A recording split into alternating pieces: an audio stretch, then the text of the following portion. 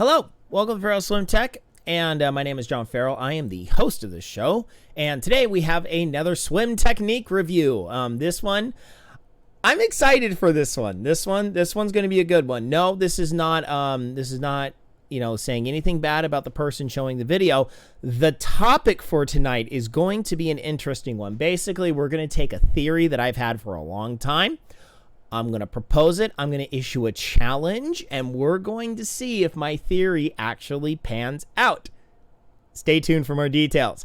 If you want to follow me, check me out on all the ones below. But this one right here, Rumble. Rumble is brand new. I just started this channel about a week ago. Basically, I've taken everything I've done on YouTube and just thrown it all over to Rumble. So if you like the Rumble platform, please check me out on Rumble. Just go to the search bar, search Farrell Swim Tech. Don't have a fancy URL yet, but once I hit about 10 followers, we will get that fancy URL. And then I will post it here on this portion. So as always, YouTube and the Instagrams, we're going to be posting more stuff on Instagram now that my daughter's softball season is done at the time of recording. And we'll be putting up some more just one-off technique tips and stuff like that, the stuff that you know and love. Also, farrellswimtech@gmail.com if you want me to review your stroke or you want me to help you out in person. I live in eastern Los Angeles County in California. So if you live anywhere in LA County, northern OC, I've even had people drive up from San Diego, Riverside County, San Bernardino County. Basically, if you live anywhere in that area, you got any friends that live in that area, they want to get faster in swimming, please give me a call. I can help. And as always, this is a free service, although I do accept donations that go towards the triathlon endeavors that I do, as well as buy my daughter's milkshakes. And yep, so we're going to get into this today. I am super excited for this one. So, okay. So this is Jen. She is a member of Team Zoot. She said that she was a self-taught swimmer. She said that she went from a 2-minute 30-second plus swimmer down to this swim that she showed me was about a 141 per 100, which, hey, 141 per 100 is great. Let's see if we can get this faster. I think we can. Let's talk about this. Okay. So this is used with ClipChamp. This is actually the first time I have ever seen this used. I guess this is a online Microsoft editor because here's Microsoft. I guess I don't know. I've never seen this before, but this does work. The only problem is I can't download it, so we have to use it on this online player, or I couldn't figure out how to download it. May have been my fault. I don't know. But okay. So here we go. So this is Jen. And so one thing I want to start with, and then we're going to use this as a launch pad to jump into the main topic that I want to talk about. So what you're going to see is Jen's arms are coming in and they're pushing downward. Now, this is something I'm starting to come around on a little bit because, full disclosure, I am working to become a TriDot Pool School certified. I'm not going to be divulging any of their methods, but I will share something that they shared with me when I went and did pool school for myself. Usually, I like to keep the hand somewhere right at the water surface. So you enter in right at the water surface and then you pull down. They actually they instructed me to put my hand in the water and extend it underwater. Now, that's something I'm toying with. I'm working at it during my own practice sessions. See if that works to help increase my efficiency per stroke. But one thing Jen is doing, she is doing something similar to this. So the difference is her hand is pointed down. Okay. You see her fingers are specifically pointing down, and there is a distinct pause before she starts her stroke. This pause is very important to the next point that we are going to discuss. Okay? So right there, pause, pause, pause. Okay? Now, this is something of a mindset. This is something of a stroke, stroke, stroke, stroke. Okay? That is more of kind of a rowing perspective. Stroke, stroke, stroke. Okay? Stroke, stroke, stroke, stroke, stroke. Okay? We want to move away from this mindset. Now, there is something to be said about completing each stroke and making sure that you're kind of punctuating each stroke. Now, the problem is this is the difference between the 130 swimmers and the 140 swimmers. Okay? The 130 and lower swimmers are people that are typically minimizing the amount of dead spots in their stroke. Okay? This right now is a dead spot. All right? This is a dead spot that over the course of 100 is probably adding, I think it's adding about, I would say it adds probably about 5 seconds over the course of 100. Within 5 seconds. You're adding about 5 seconds over the course of the 100. Okay? And then on top of that, you're adding portions. If that hand here, let me go to full camera. Okay. So if I'm coming here and my hand is down here, my fingers are pointing down. As I'm moving forward in the water, resistance is building up on my arm. I'm pushing water forward each time when my hand is motionless and is moving forward. The motionless part, that's the most important thing, because when you put your hand, you got to get your hand in the water in order to grab the water underneath. Okay? So the difference is when you're here and you're moving. That's the whole difference. When you're here, your fingers are pointed down and you're moving, as opposed to having that arm forward and moving here. Okay? So this is the difference between what I was taught at pool school and what she's doing. Her hand is pointed down and she is moving forward. All right? So here we are. So fingers are pointed. The fingers are pointed down. And that shoulder, the shoulder is dropped. Okay? So that is adding resistance on the entirety of the shoulder. Okay, fingers are pointed downward, and the added resistance on the shoulder is actively slowing her down every single stroke. Now, the main question becomes, why is this pause happening? All right, because I think right now, if you want to see major gains, you're going to want to eliminate this pause, and my idea is we need to eliminate 2 kicks per stroke. Okay? I believe Jen is doing a 6-beat kick, and in order to get the final 2 kicks in, she pauses. 1 pause per arm pull allows her to get that extra kick per arm pull. Okay? All right. So here. Okay, let's first talk about this, okay? For those of you that don't know what on earth am I talking about? A 4-beat kick versus a 6-beat kick. Okay, let's have a discussion about this, because I think this one video might help prove my theory, okay? Now, okay, most triathletes, when we talk about kick, most triathletes are either in the camp of 2-beat kick, or 2-beat kick, sorry, left-right reversal, or 6-beat kick. Okay? They're either in the 2-beat kick, where it's kick, kick, kick, kick. Oh, which is, I have a whole rant about the 2-beat kick. I personally despise the 2-beat kick. It doesn't work.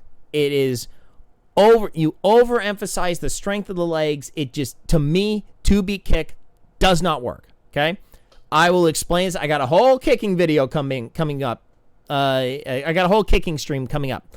2-beat kick does not work. 6-beat kick. Sorry, left, right, reversal. Okay, here's the problem with the 6-beat kick. One of two things happen. Number one, you kick way too fast, so your kick is horrendously inefficient, and you get nothing out of your legs. I repeat myself. Okay, so in order to go 1, 2, 3, 4, 5, 6, 1, 2, 3, 4, 5, 6, 1, 2, 3, 4, 5, 6, because what we're talking about is the amount of kicks per stroke. Okay, so 2-beat kick, 1 kick per arm pull. So 1 kick, 2 kick, 1 kick, 2 kick. 6-beat kick, 1, 2, 3, 4, 5, 6. 1, 2, 3, 4, 5, 6. 1, 2, 3, 4, 5, 6. 1, 2, 3, 4, 5, 6. Okay, it's a lot of kicking. It is a lot of kicking. Now, there are a lot of people who say you need to have a 6-beat kick. I am not one of those people. I also despise the 6-beat kick because one of two things happens. Your kick goes to crap or your arm speed goes to crap. I believe Jen is exhibiting the second of these. I think her arm speed is deliberately pausing in order for her body to complete 6 kicks per arm cycle. That pause gets 1 more kick in per stroke. Okay? Now, why is all of this important? Why is it important to have your kick in a rhythm? It is vital to have your kick in a rhythm. Why?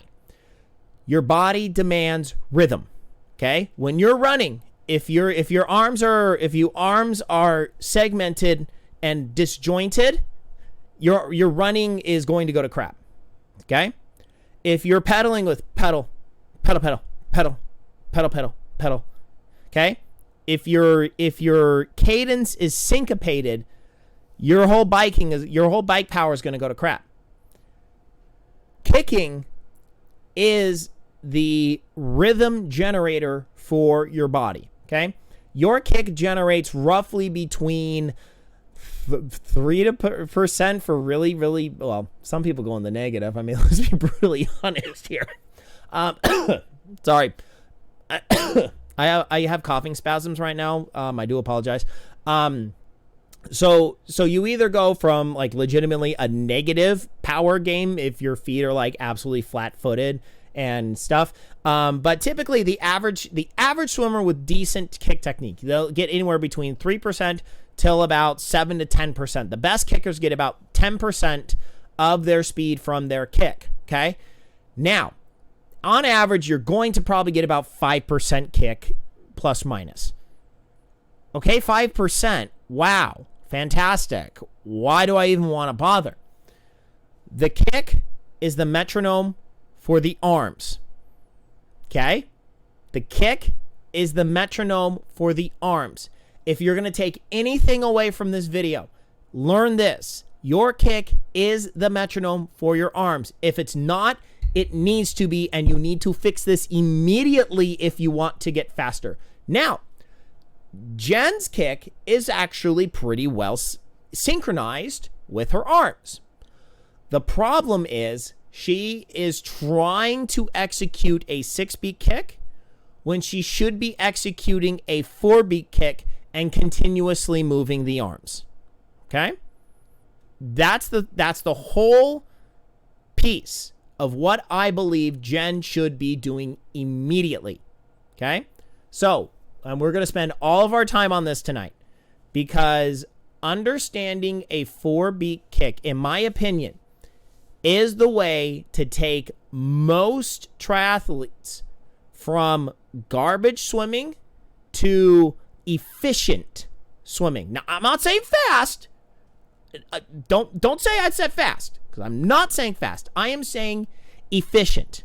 Once you're efficient, then you build the strength, then you build the speed, and then you're going to be able to progress your times down because your kick is generating whatever percent of propulsion in proportion to how fast you are moving your arms. Your whole body gets into a flow state, and your life is going to be so much easier, okay? This is a 1000% quality of life adjustment, and if done correctly, this will put you on the road to getting your time down faster and more efficiently, okay? All right, let's go back to the video here. We're going to go back to this video, and we're going to really deep dive down into this, okay?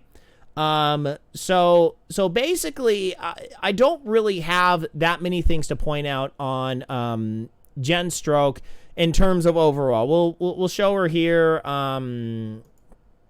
Let's see here. Let's get her coming back. Cause right now what I would say, Jen, about your recovery is I would work on being more controlled. Be more controlled with your movements. It kind of looks like you're just kind of flailing. You're kind of flailing them up and over the water. Work on more control, and do this by doing dry land. Okay, just be nice and easy, and work on those rotator cuff muscles. Okay, work on those rotator cuff muscles in order to be able to get better with that. You know what we're gonna do? We're gonna do a small rotator cuff exercise. And you can do this with just any stretch bands. I mean, literally, you can go on Amazon, buy just a cheap $30 set, and you will get the stretch bands that you need. I was not planning on doing this, so I have to go get my stretch bands. Give me 1 second.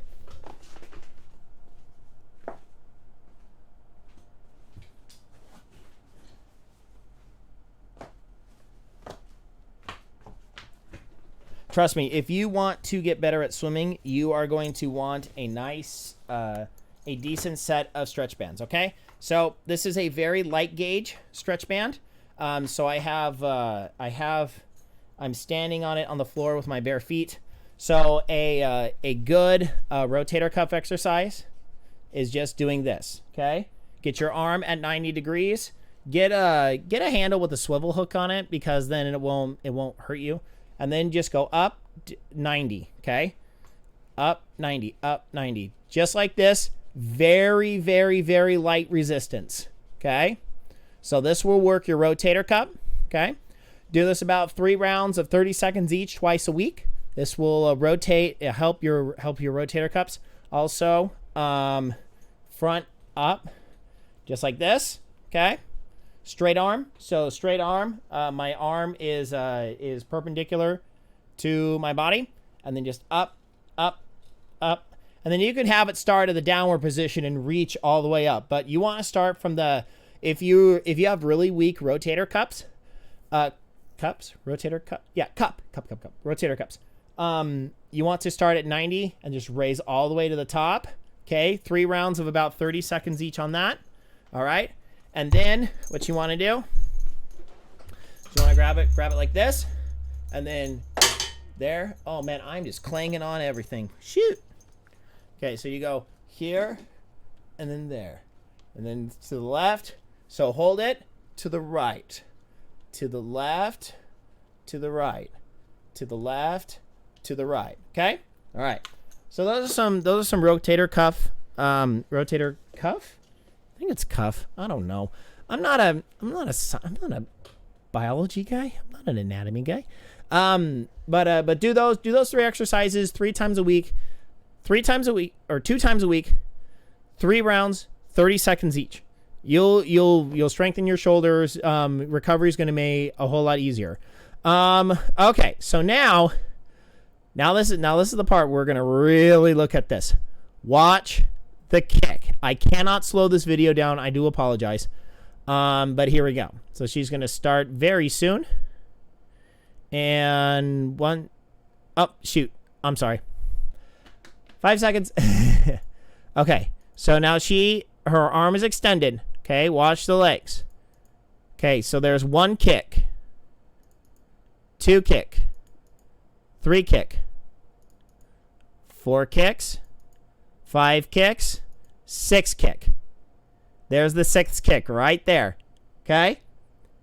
So that 6th kick, watch it. That leg goes down. That hand stays there. Now it's pulling. Okay? Watch it. Watch this again. Okay? This This might be the one shot that I've been looking for to help me prove my theory that 4-beat kick is amazing. Everyone should be doing 4-beat kick. And I don't care what you think. I think this video proves my theory. Okay. All right. So here we go. I'm sorry. I'm way too giddy over this. Jen, absolutely. You're doing great. You're doing fantastic. You are helping me with vital research. Okay. This is vital research that Feral Swim Tech has been dying for a very long time. Your kick is well syncopated with your stroke. You have a very nice 6-beat kick. It is glorious, but we need to chop off 2 kicks in order to make it a 4-beat kick so your arms don't stall out at the end of every single pull. I'm sorry. I am way too stoked for this. I do apologize if my exuberance is like blowing you out. But sorry, not sorry. So here we go. So, and 1, 2, 3, 4, 5, 6. 1, 2, 3, 4, 5, 6. 1, 2, 3, 4, 5, 6. 1, 2, 3. Okay. Here we go. Here we go again. 1, 2, 3, 4, 5, 6. 1, 2, 3, 4, 5, 6. 1, 2, 3, 4, 5, 6. 1, 2. Okay. Here. Well, one more time. One more time. 1, 2, 3, 4, 5, 6. 1, 2, 3, 4, 5, 6. 1, 2, 3, 4, 5, 6. Jen does a very nice, that is absolute textbook 6-beat kick right there. You, honestly, Jen, you're one of the first ones that I've ever recalled seeing an actual 6-beat kick. No, legitimately, that's fantastic.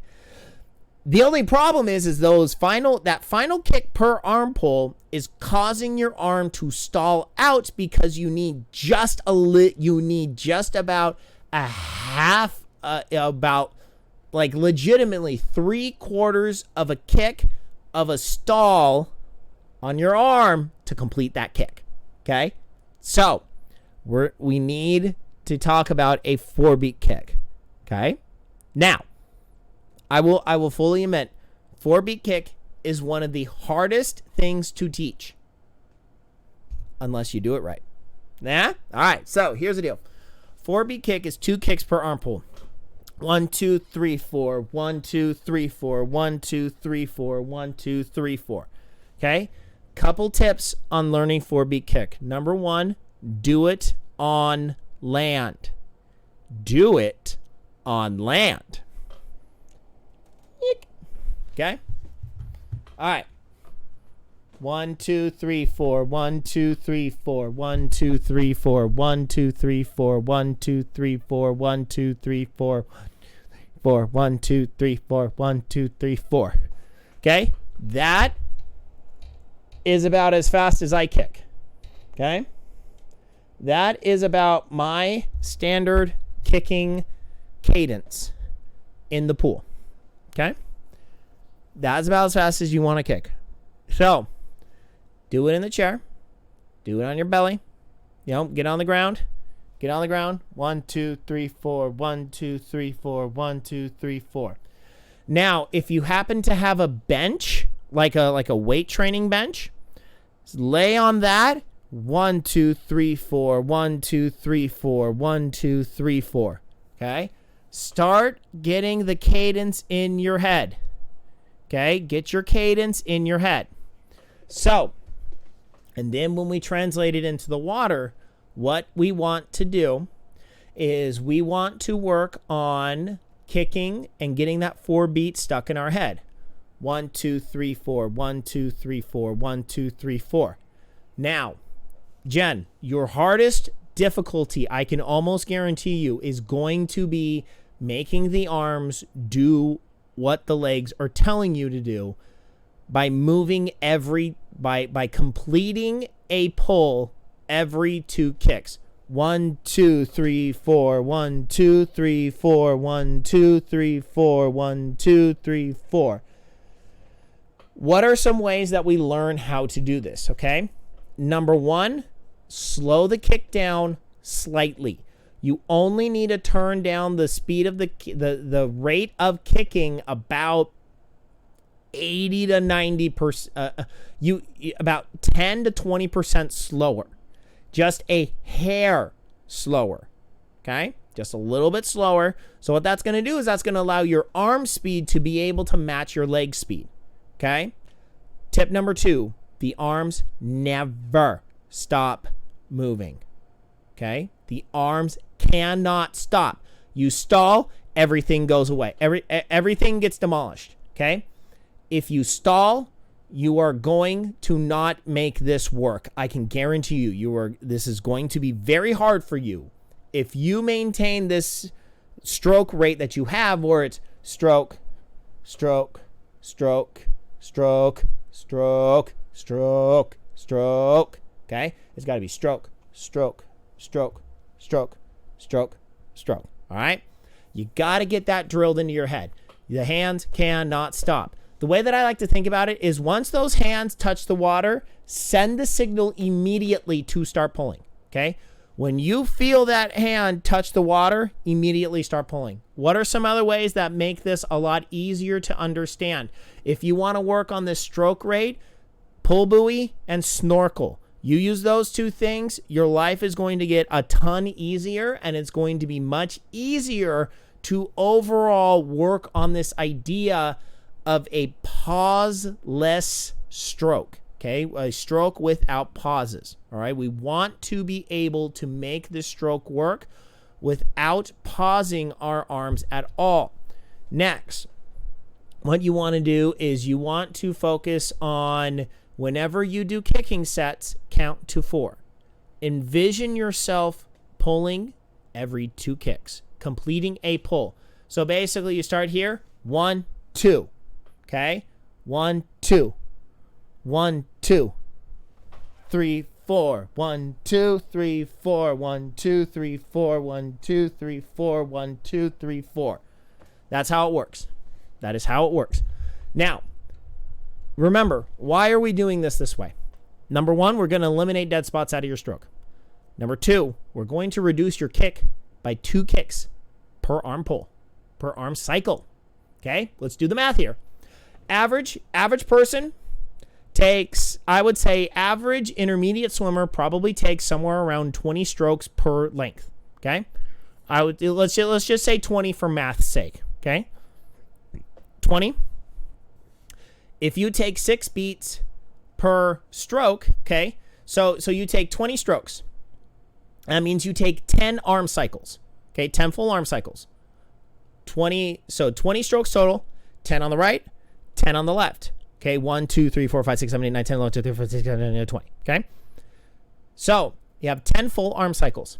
You have 6 beats per kick. Okay? 6 kicks per full arm cycle. That's 60 kicks. So, you're taking about 60 kicks per 25. That's 120 per 50. 240 per 100. And then on and on and on and on. Now, let's take that down to 40. Okay? 20 strokes. 40 kicks per 20 strokes. All right? So you got 40 kicks per 20 strokes. 80 kicks per 50. 160 per 100. Okay? So, you're taking about 60 to 80 kicks less per 100. That's a lot less kicks. Okay. Now you're probably thinking, well, why don't I just go down to a 2-beat kick? We don't talk about 2-beat kick in Feral Swim Tech. So the 4-beat kick is going to, in my opinion, gives you the maximum amount of efficiency out of your legs to where your legs are actually contributing something. At the same time, you're not sacrificing the ability of your arms to continuously generate power. Whenever you pause, you stop generating power. It is legitimately like pedaling and then stop, stop, stop, stop. Same concept. In swimming, the legs never stop, the arms never stop, okay? Now, that is what I believe Jen is going to need to do in order to really jumpstart her stroke, moving into those 130s, okay? So, Jen, in terms of technique, I would say focus on doing a 4-beat kick, all right? And the other reason I love a 4-beat kick is it's scalable. You start doing sprint sets, 4-beat kick is going to be your best friend, especially when you do builds. Okay, you do build 25s, build 50s. Okay, especially if you're trying to kind of figure out what is this whole sprinting thing. Just had a discussion on Lionel Sanders / No Limits. There's probably a name change coming to a Lionel Sanders Discord because he's not actually a part of the Discord anymore. So yeah, it's a little bit of insider baseball here. But that's a discussion for another time. So basically, what we want to do here is if you're trying to get into sprinting, you need to understand how to develop a sprinter stroke. And I know we're kind of getting off topic a little bit here, but sincerely, Jen, if you're going to want to bust into those 130s and really bring your time down, you got to start learning how to sprint. And then once you learn how to sprint, then you are going to be able to start clicking. You're gonna get into the next gear. It's just like if we're on the bike, we want to do sprint intervals. We want to do sprint intervals as swimming. Okay. The only problem is sprint for swimming is kind of a little bit more than just simply moving your arms fast and moving your legs fast. Okay. There actually are specifically different techniques. For Feral Swim Tech on Team Zoot, I am planning on doing another sprinting episode. I actually am going to get some film of me doing more sprints, so then I can show you more of basic sprint technique and how to do it.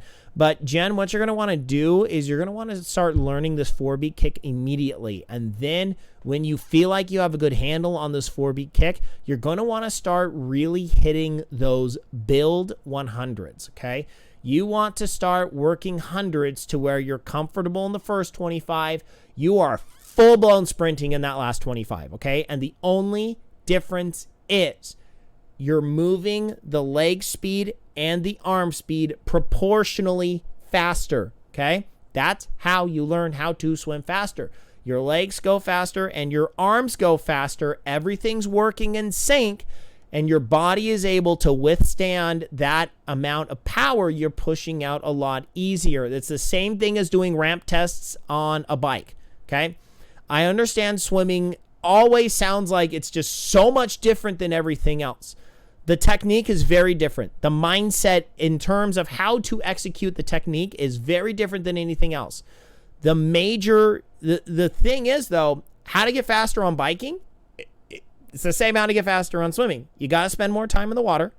You got to spend time learning how to build speed. You got to understand how to create speed, and then you have to learn how to maintain that speed, okay? The best sprinters are those that can legitimately maintain their 1,000% top velocity from the minute they hit the water until the second they hit the water, until the second they touch that wall at the 50 or the 100. Those are the best sprinters, okay? And then the elite sprinters are the ones that are absolutely able to generate insane amounts of power the entirety of the race. Insane amounts of power that I couldn't even generate. Like, even when I was in college, swimming at Brigham Young University, swimming 20 plus hours a week, I couldn't generate the same power that the sprinters did, because the sprinters were so much stronger than I was. I was a weakling compared to those guys. Frick. But yeah, but the thing is, though, in terms of us triathletes, we need to understand how to output the maximum power our bodies can do, and then hold that max power as long as you can. That is how you get better at sprinting, okay? And then you start learning how to kick your legs harder, kick your legs more efficiently, streamline, all things of that nature. Also, Jen, a couple other things I would recommend you learn is you learn how to do an efficient streamline. If you can do it, I bet you anything. If you can learn how to do an efficient streamline, you can learn how to do a good flip turn. You do those two things, you will instantly be in the 135 range. I can almost guarantee it. If you learn how to do a good underwater, so it's just pushing off underwater and having hand over hand up around your head, okay? And going underwater, doing 3 dolphin kicks and starting to swim. Nothing crazy. You don't got to go halfway across the pool. Your face just has to get to where those flags are. It's about 5-ish yards, plus minus. And then when you get to the wall, you do a flip turn rather than touch, rotate, and go. You do those two things, I guarantee you that 141 pace is going to be a 135 pace. you just waste a lot of time at the walls and you get nothing out of your streamline. Okay. So those are two other things that you can do instantly to instantly decrease your time. Okay. Because everything else is working pretty good. You just don't have a streamline. You don't have flip turns. Okay. You want to get below those 130s. You got to do those two things. Okay. If anyone wants to start busting into those 130s, going sub 130s, streamlines, flip turns. Okay. You got to do those. If you want to get your pool times there, doesn't do you anything for open water. Won't do you a dang bit of good for open water. But you want to get your pool times there, you got to learn them.